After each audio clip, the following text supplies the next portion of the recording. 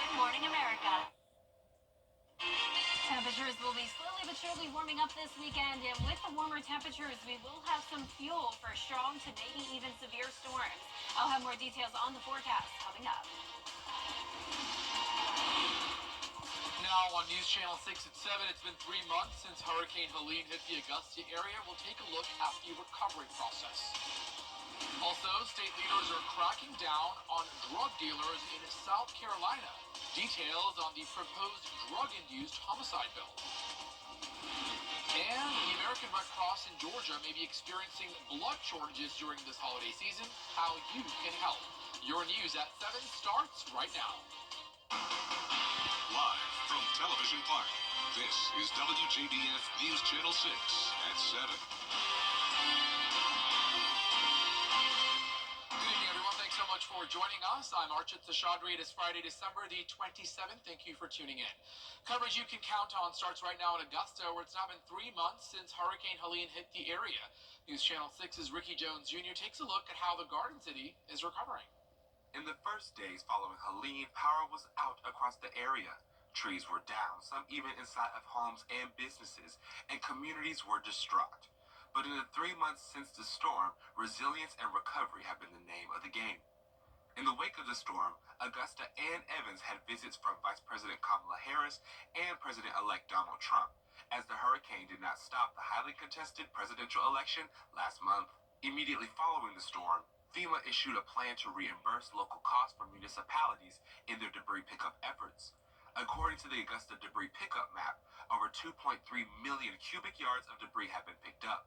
During a series of town hall meetings last week, Augusta Mayor Garnett Johnson reassured citizens that debris pickup efforts will not stop after the now 120-day reimbursement period. Keep in mind, this process is not going to end. We have 120 days at 100% reimbursement. We're going to ask for an extension, but even if we don't get the extension, we're going to continue to pick up debris until we've gotten it all picked up. Right after the storm, grocery stores were hit hard due to power outages. However, the community has rallied together to give back to those hardest hit by Helene as well. Just last week, Food Lion Feeds Charitable Foundation donated $300,000 to the Golden Harvest Food Bank to help those in need. The money will go towards our Hurricane Relief Fund, which is just food and transportation and all the things that we're going to need to support this community, the 24 counties in response to the hurricane. So we're mapping out what that looks like in the next year. We know this is a very long road and that food insecurity has definitely risen because of the hurricane. And so we just have a lot of work to do to make sure that we're reaching everyone that needs us. And for local businesses, getting through the holidays post-Helene was a community effort. We stay true to who we are. We open up every day, even through the storm. We serve $5 plates, $10 plates, just to make it reasonable for the folks around here. We donated food. We help, local schools. We really dived in. Right now, debris pickup is on pause for the holiday season. It will start back up on January 3rd. Team Rubicon also announcing that they have extended their time in Augusta until February. In Augusta, Ricky Jones Jr., WJBF News Channel 6. Small businesses are seeing an influx in sales during this holiday season, but for a different reason than many may think. Many small businesses had to close after Hurricane Helene, stopping the flow of customers. Now, it's been about 3 months exactly since Helene hit the CSRA. But some think that this holiday season has been their largest in terms of sales that they've had yet. It was maybe even like one of our busiest seasons we've ever seen this year. I think people have enjoyed getting out in the community after kind of being stuck in for a little bit there. And it's so great to see everyone and socialize. And I think everyone's appreciating having the opportunity now to go out and that this business is open and it's still booming and we're still providing so much for everyone. Many small businesses say they are thankful for all the support from the community after a difficult few months.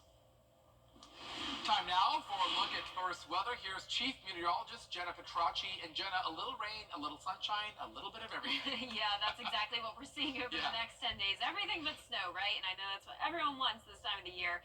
But I can give you some fog. That's what we're seeing now on our Terry Lambert Hyundai Skyview Cam. Fog and cloudy skies tonight. This is a look over at SRP Park in North Augusta.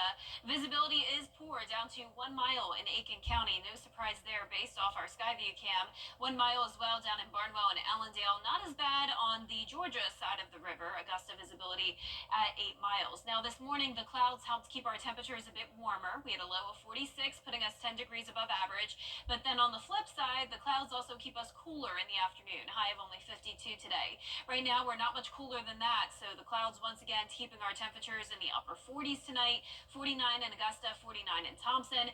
Aiken, you're at 47. 52 in Millen. Swainsboro at 53. Gibson, you're at 49 and 47 in Lincolnton.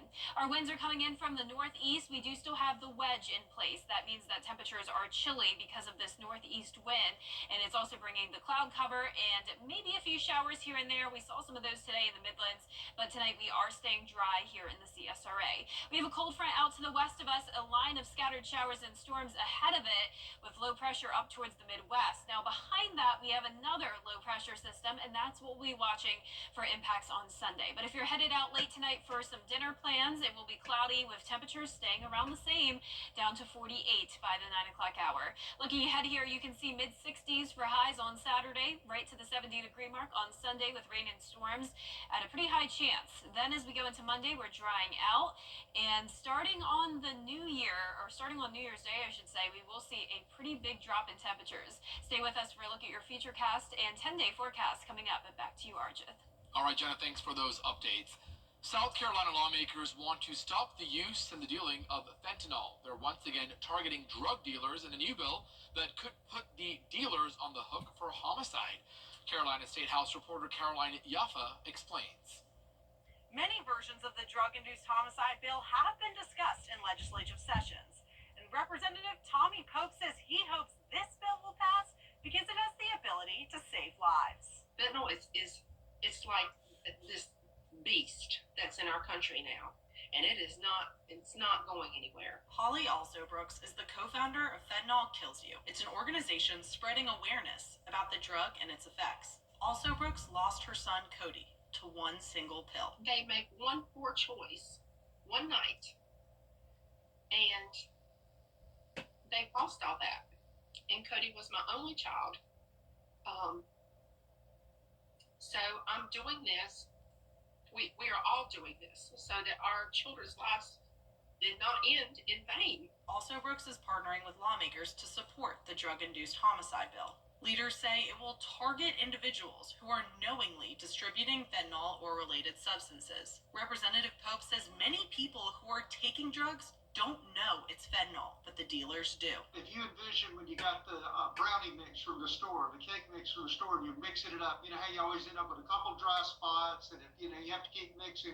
Well, if you don't mix it, you've got some that are pure powder, and some may be the other items you added. Well, the same thing happens. Pope says the bill has very specific language that can grant immunity to certain people. It's not as straightforward as some bills because we're trying to carve out who we're not trying to prosecute, that you're not trying to prosecute the users. And we have to be careful because we want to urge people to contact medical help. We've got a section, Article 19 in the drug code that talks about, some sort of immunity for calling for help to save lives. Under the bill, if the person who takes fentanyl dies, the dealer could be sentenced to up to 30 years in prison if convicted. In Columbia, Caroline Yaffa, WJBF News Channel 6.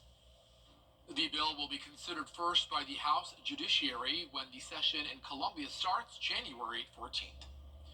A bill to crack down on fentanyl trafficking across the southern border has now been signed into law. 4 senators, including John Ossoff from Georgia, introduced the bill back in June.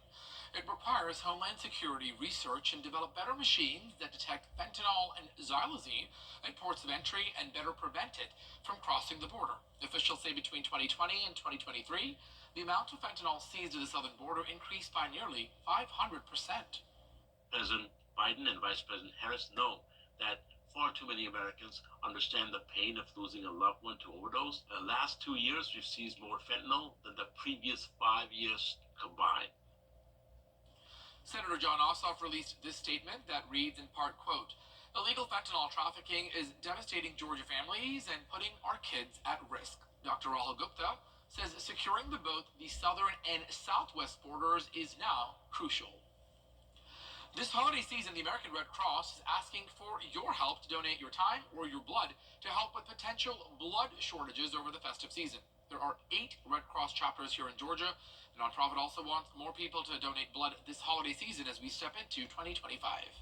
The American Red Cross says someone needs blood every 2 seconds, and 62% of the population can donate blood, but only about 3% actually give blood. But the Red Cross provides 40% of the nation's blood supply.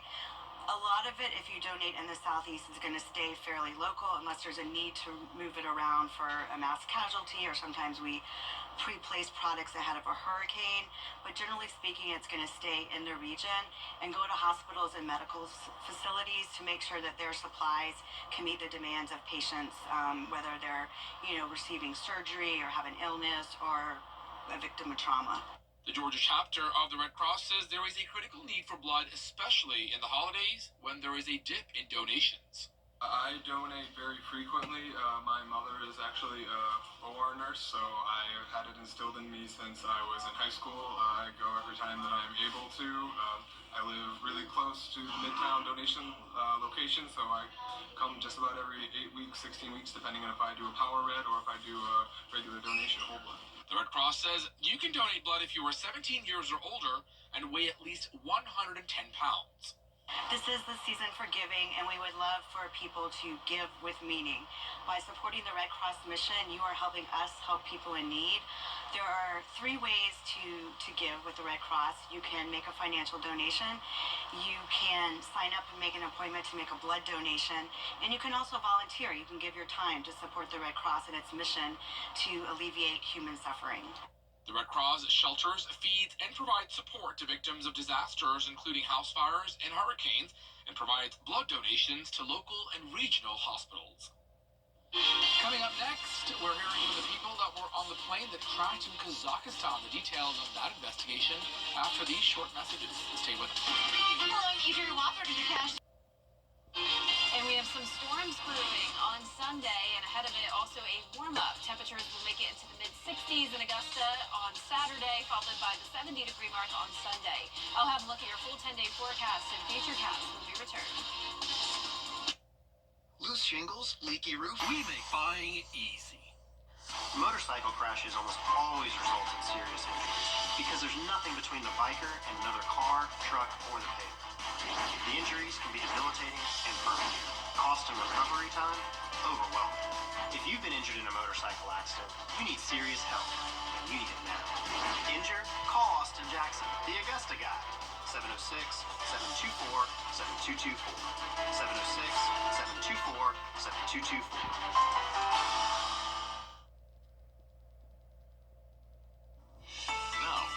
Accurate forecast with WJBF Live Viper 6. Welcome back and happy Friday. I hope you're having a great start to your weekend so far. Cloudy skies persisting as we head into the overnight hours, along with some fog developing. Here's a look at our Terry Lambert Hyundai Skyview cam. Not so bad here at Augusta Regional Airport, but if you saw at the top of the show, we definitely had some fog around the river and into Aiken, Edgefield County.